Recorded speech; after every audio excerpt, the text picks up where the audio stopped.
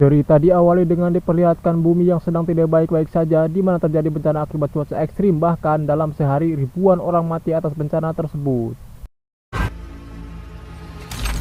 Maka dari itu dibuatlah satelit untuk memulihkan bumi, di mana satelit itu sendiri diberi nama Dachboy yang terpasang di satelit pengendali tersebar di seluruh negara yang berbentuk seperti jaring bala-bala. Dengan adanya satelit ini, bumi kembali pulih seperti biasa. Namun hal buruk terjadi ketika ada seseorang yang sengaja mengsabotase satelit tersebut agar benar-benar membuat bumi lenyap selamanya. Dan inilah Geostorm. Dia bernama Jack, si pembuat satelit Dachboy sekaligus pemeran utama dari film ini, di mana dia sedang melakukan sidang dengan anggota dewan. Di sana juga hadir adiknya yang bernama Max. Dalam sidang tersebut berisi tentang keputusan Amerika Serikat untuk menyerahkan kendali atas Dachboy kepada Komite Internasional selama 3 tahun, di mana hal itu menimbulkan perdebatan karena senator menemukan bahwa Jack melanggar aturan prosedur pemerintah, sehingga Jack dipecat dari proyek ini, juga diperintah untuk memecat semua anak buahnya. People like me. You know why? I'm not cutting a single one of those people. One day, Dachboy will go on without you. Setelah sidang ditutup, Jack menemui adiknya, di mana Max berkata bahwa dia telah ditunjuk pemerintah untuk memimpin Dachboy, sehingga Max dengan berani memecat kakak kandungnya sendiri. Sorry, Jake. You're fired. 3 tahun berlalu dari pemecatan Jack, kita akan diperlihatkan tentara Afghanistan yang mengunjungi sebuah desa yang membeku karena cuaca ekstrim, di mana dalam bencana tersebut sedikitnya 300 orang harus tewas dalam insiden ini.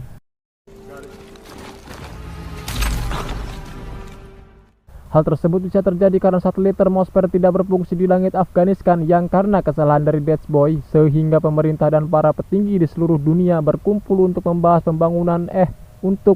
masalah ini. One of our thermospheric satellites malfunctioned over Afghanistan. This is a serious malfunction. People, it's an election year. We shut Dachboy down. So your proposal is what? Setelah itu, Max memberi masukan bahwa kita membutuhkan orang internasional untuk memperbaiki Dachboy secara menyeluruh, di mana salah satu dari petinggi bernama Dekom mengusulkan orang yang pantas untuk memperbaiki masalah tersebut adalah Jack karena dia lebih mengetahui tentang Dachboy. People, it's an election year. We shut Dachboy down. Kemudian Max bergegas menemui Jack yang tinggal di pinggir pantai. Max langsung menyampaikan masalah yang terjadi jika pemerintah memintanya untuk memperbaiki sistem Dachboy yang bermasalah. Awalnya Jack menolak dengan tawaran ini karena masih harewa, namun setelah berpikir akhirnya dia setuju. So what, is that a yes? As long as it's not you. Di rumah ini Jack tinggal dengan putrinya yang bernama Hana, di mana ketika Jack mengatakan bahwa dia akan pergi ke stasiun luar angkasa, sontak membuat Hana kaget sekaligus sedih karena dia khawatir jika terjadi apa-apa dengan ayahnya. Namun Jack berusaha meyakinkan bahwa dia berjanji akan kembali dengan selamat. I promise. Back soon, okay? I want you to come back alive. Beralih ke markas Dewan Iklim Hong Kong, kita akan dikenalkan dengan pria yang merupakan teknisi Pasifik di sana yang bernama Cheng, di mana dia sedang berbelanja di supermarket yang ketika dia hendak pulang, tiba-tiba telurnya terjatuh. Namun hal aneh terjadi ketika telur yang jatuh tersebut matang seperti digoreng dan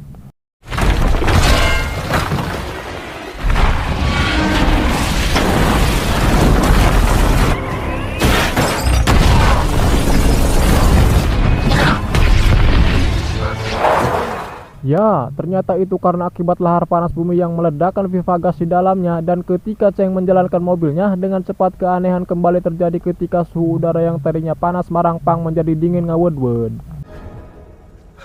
Kembali ke Jack yang menuju luar angkasa, terlihat dia sangat bahagia memulai pekerjaannya kembali. Sesampainya di sana, Jack disambut oleh kepala ilmuwan yang bernama Ute, di mana Jack langsung diberitahu untuk memeriksa 3 masalah, yaitu kejadian di Afghanistan, 1 ilmuwan yang tewas, dan yang terbaru insiden yang terjadi di Hong Kong.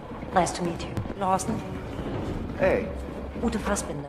Cheng sendiri langsung memberikan laporan atas kejadian barusan di Hong Kong pada Max. Cheng tidak yakin bahwa insiden tersebut disebabkan oleh pipa yang meledak karena hawa panas yang dikeluarkan sangatlah luar biasa. Kecurigaan Cheng bertambah ketika dia tidak bisa mengakses ke satelit Dachboy. Begitupun dengan Max yang ternyata mereka berdua telah diblokir agar tidak bisa tahu apa yang terjadi di Hong Kong. Dengan hal itu, Cheng semakin yakin bahwa apa yang terjadi bukanlah bencana alam, melainkan ada orang yang sengaja melakukannya melalui Dachboy. Cheng juga yakin jika orang yang memblokir aksesnya orang-orang yang satu kerjaan dengan Max, yang ketika Cheng ingin mencari hal itu, tiba-tiba lampu mati di sana dan datanglah orang misterius yang mengambil laptopnya.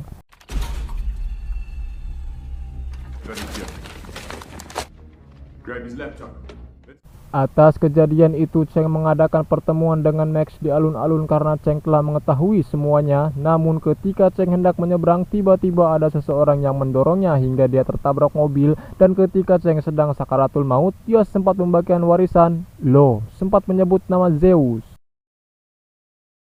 Kembali ke Jack di mana dia dan UT akan keluar untuk memperbaiki panel satelit yang meledak dan akan mengambil Dixa. Saya tidak tahu jelas Dixa itu apa, yang tahu silahkan komentar. Yang jelas dengan Dixa, Jack bisa mengetahui kerusakan apa saja yang sebenarnya. Control, the panel is secured. Hold up.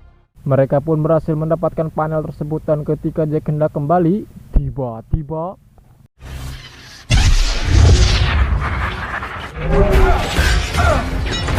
They cut off the fuel engine. Eject the pack!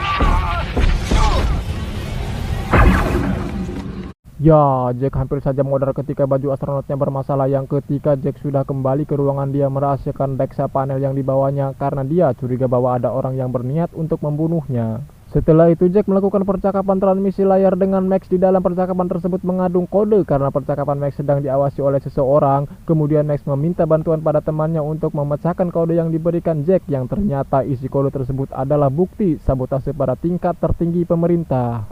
Dropped his cell phone and Key Biscayne.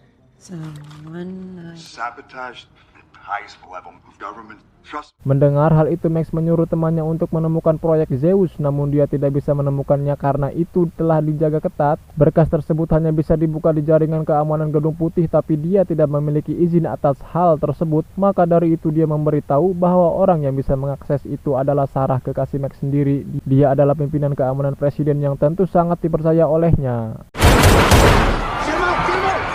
Jack sendiri yang ditemani UT memeriksa rekaman CCTV sebelum teknisi yang akan memeriksa satelit Hong Kong tewas. Di rekaman itu terlihat bahwa teknisi tersebut mengetahui apa yang terjadi, tetapi dia dibunuh agar sesuatu tersebut tidak tersebar. Sebelum dia dibunuh, teknisi itu masuk ke ruang penyimpanan. Jack langsung bergegas menuju ke sana, di mana dia menemukan hologram yang teknisi dapatkan dari satelit Hong Kong, yang ternyata hologram tersebut memiliki banyak virus yang menjadi penyebab kekacauan di Afghanistan dan Hong Kong.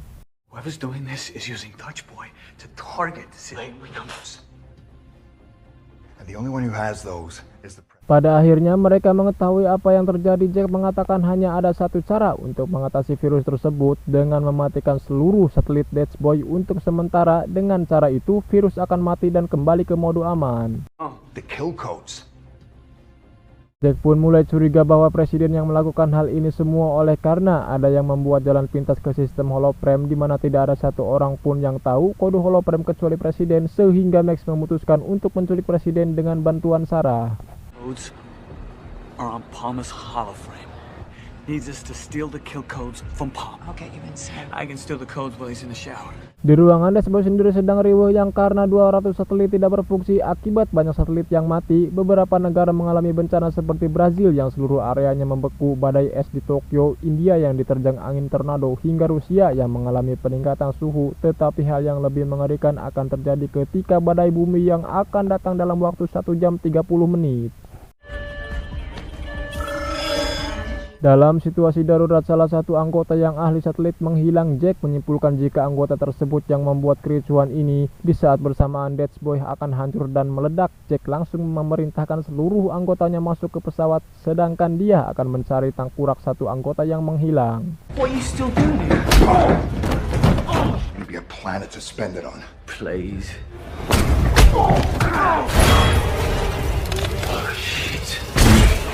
Max sendiri yang hadir di acara presiden membuat Dekom curiga karena Max tidak diundang ke acara ini. Dekom meminta Max menceritakan apa tujuannya dengan embel-embel akan membantunya. Kemudian Dekom membawa Max ke suatu ruangan agar bisa bertemu dengan Pak Presiden. Tetapi Dekom dengan sengaja ingin membunuh Max. Dari sinilah Max menyadari bahwa kekacauan yang selama ini terjadi bukanlah dari Pak Presiden, melainkan dari tengkorak Dekom, di mana tujuan dia dengan sengaja ingin menjatuhkan Presiden. Apabila Pak Presiden mati, Touch Boy tidak bisa dihentikan dan bumi akan hancur, sehingga Max dan Sarah sepakat untuk menculik presiden.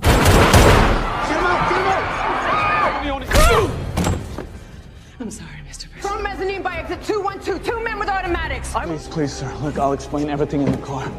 Ya, Sarah pun berhasil membawa presiden sedangkan Dekom mengerahkan seluruh anak buahnya untuk mengejar Sarah di tengah-tengah badai geledek yang terjadi. Aksi kejar-kejaran pun berlangsung.